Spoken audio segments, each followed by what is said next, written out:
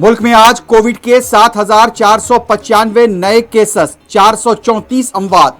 Omicron cases की तादाद 236 हो गई।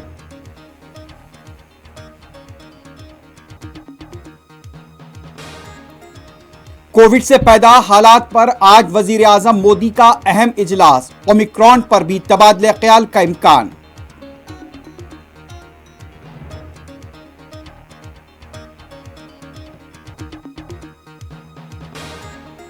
हरिद्वार की धर्म संसद में मुसलमानों के खिलाफ नफरत की इंतहा, हिंदुओं को हथियार जमा करने का मशवरा।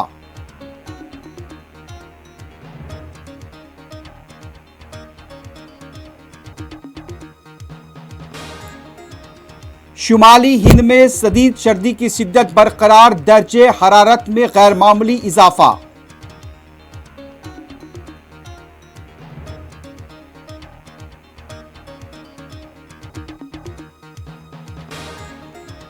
इसराइल कल ही ईरान की जौहरी तंसीबात पर हमला कर सकता है, फिजाइया के सरबराह की धमकी।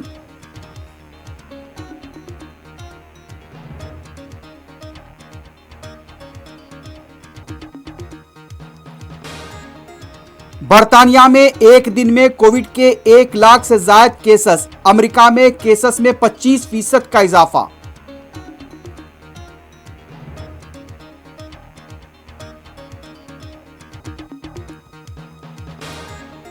और काबुल एयरपोर्ट को फाल बनाने तुर्की और कतर में हुआ इत्तेफाक।